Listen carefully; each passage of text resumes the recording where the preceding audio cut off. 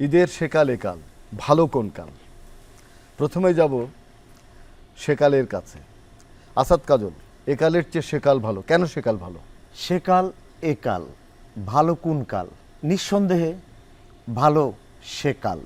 সেকালে ঈদের চাঁদ না দেখে কেউ ঈদ করেছে আমার জানা নেই, কিন্তু একালে দেখেন ঈদের চাঁদ কখন উঠে কখন ডুবে একালের মানুষ জানেই না। আগে ঈদের একটি চাঁদ দেখার জন্য একতলা বেয়ে আমরা চাঁদ দেখতে না পারতাম, তখন আমার গ্রামে আমি বাঁশের বেয়ে বেয়ে উপরে উঠে যেতাম ঈদের চাঁদ দেখার জন্য। তার মানে কি, ঈদের চাঁদ যদি আমি দেখতে না পারি তাহলে আগামীকালকে ঈদটা আমার শুদ্ধ হবে না।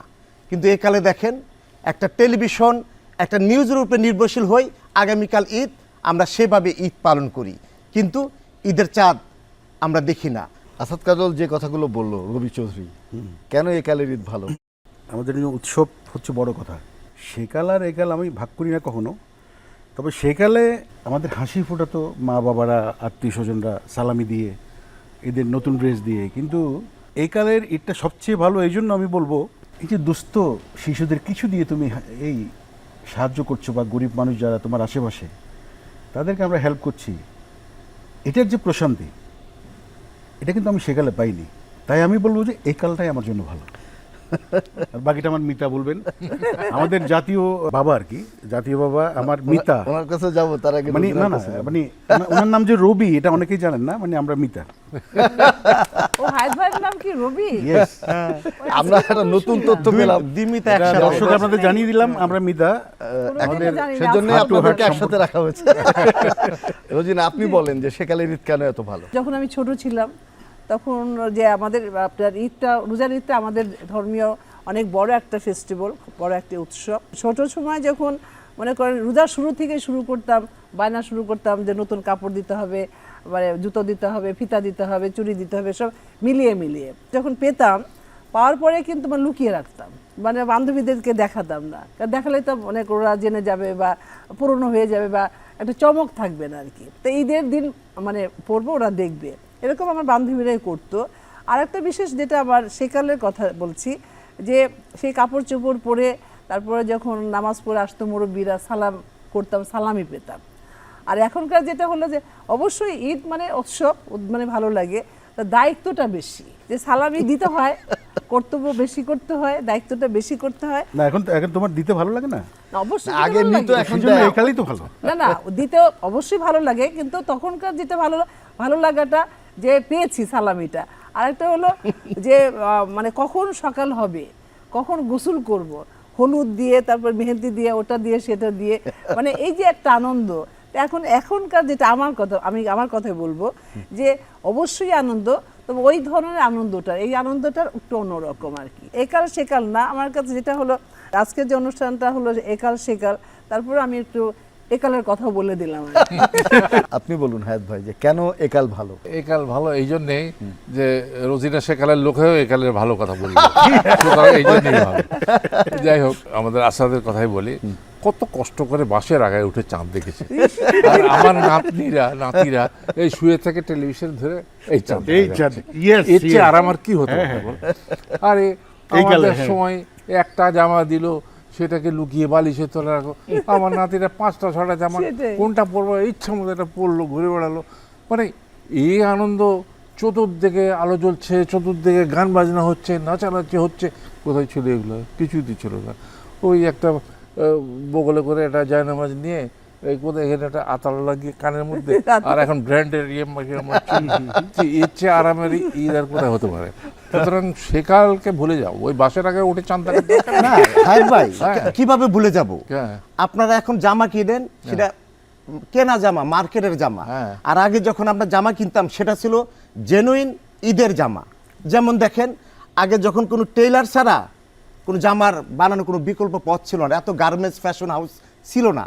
আমি ব্যক্তিগতভাবে, আমি আমার অভিজ্ঞতা থেকে বলছি, আমি যে টেইলারের দোকানে জামা বানাতে দিয়েছিলাম, তখন টেইলারকে বলে দিয়ে এসেছিলাম, ভাই জামাটা বানিয়ে একটু ঝুলিয়ে রেখেন। তখন আমি প্রতিদিন যে খালি চুকি দিয়ে দেখতাম, দেখি আমার জামাটা ঝুলিয়ে রেখেছে কিনা। আমরাও জামা বানাতাম, আমাদের খলিফা ছিল, বিহারি খলিফা। খলিফা, আমার ইকবাল ভাই। 15 দিন আগে কাপড় দিয়ে আসতাম, তারপরে 15 দিন সকাল বিকাল সন্ধ্যা শুধু তার কাছে দৌড়াতে হতো। ভাই এই কাল সুবহ কো মিল যায়গা, কাল শাম কো মিল যায়গা, এই করতে করতে 15টা দিন গান খারাপ করে মিলটা দিত। নেই। হ্যাঁ, আর এখন প্রতিদিনই কিনছি। প্রতিদিন লাগবে এই হ্যাঁ হ্যালো এই কালই ভালো। হ্যাঁ এটা পাঠিয়ে দাও তো এই এত সাইজ, হ্যাঁ ঠিক আছে। তো এর চেয়ে আরামে এই জন্য তো এটা ঈদের জামা না, কেনা জামা।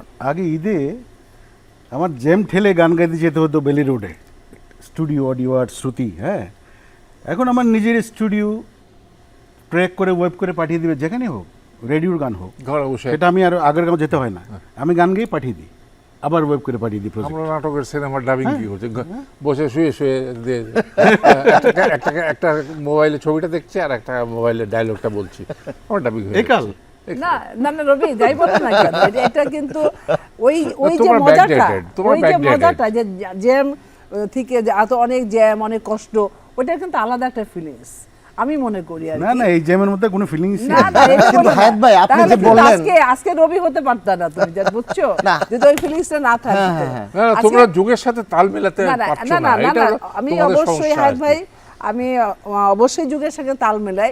বলছি জীবনের যে একটা অবশ্যই প্রতিদিনই যে দিন যাচ্ছে আর একটা দিন আসছে, মানে পৃথিবীর সবাই উন্নত, আমাদের দেশে উন্নত হয়েছে সব কিছুরই, তবে পিছনে হলো কি সব ন্যাচারাল ছিল, সবই মনে করেন ন্যাচারাল জিনিস আমার কাছে মনে হয়।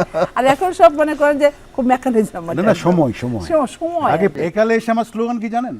এটা আমি সবসময় বলি, প্রতিদিন একটি করে বন্ধু বাড়াবেন, শত্রু বাড়াবেন না। আমরা এটা মিটমাট করা উচিত মিটমাট আর কি। করা উচিত। যেটা মনে হচ্ছে আমার, যত কথাই বলি না কেন, সেকালে চেয়ে ভালো জিনিস আর কিছু নাই, এটা আমাদের মানতেই হবে। একটা মিটমাটের কেন পথ মানতে হবে আমি আবিষ্কার এটা করছি। বলি, কেন মানতে হবে? আমাদের পার্টিসিপেশন, সেটাই। ব্যক্তিগত পার্টিসিপেশন, আনন্দ, আনন্দ। ওই যে পাহাড়ে চূড়ায় উঠতাম আমরা, বাটালি পাহাড়ে চট্টগ্রামে জি, উঠতাম জি। যে চাঁদটা দেখার জন্য, তারপর ওখান থেকে যে একটা দৌড় দিয়ে বাড়িতে এসে আম্মা চাঁদ দেখেছি। চাঁদ চাঁদ দেখেছি। হ্যাঁ, মানে এই যে পার্টিসিপেশন গুলো, এগুলো কেউ পায় না এখন। ওটার আলাদা তুমি আনন্দ একটা কথা ভাই, ঠিকই আলাদা বলেছো, আনন্দ, আমরা হ্যাঁ। একটা মেকির জগতে বাস করছি, কিন্তু তারপরেও আমরা একটা ভার্চুয়াল জগতে আছি। কিন্তু এই তারপর আমাদের ভাষার সময়ের জগতে সাথে থাকতে হবে। একটা স্মৃতি খুব মনে পড়ছে যে আজকে দুপুরবেলায় আলাপ হচ্ছিল বাড়িতে, যে ঈদ আসলেই ঈদের কদিন আগে থেকে আমাদের একটা আগ্রহ হতো যে কোন বাড়ি থেকে ডাকবে আমাদের, কি জন্য ডাকবে? সেমাই বানানোর জন্য ডাকবে। Yes, এই যে কলটা ঘোরাতে হবে হ্যাঁ। সেমাইয়ের, হাতের একটা সময় ছিল। হাতের সেমাই হাতের ওই সেমাই। মেশিনের ভিতরে দিয়ে দিত হতো, অসাধারণ taste। আর ওই দিয়ে ওইটা ঘোরাতে হতো, ওই ঘোরানোর জন্য আমাদেরকে ডাকতো। সেটার যে একটা কি আনন্দ ছিল। আজকে আমাদের এই আয়োজনে যারা আছেন, আমি হায়াত ভাইকে অনেক অনেক কৃতজ্ঞতা জানাই, রবি চৌধুরী, রোজিনা এবং আসাদ কাজল, তারা অনেক ব্যস্ততার মধ্যে আমাদের আজকে সময় দিয়েছেন।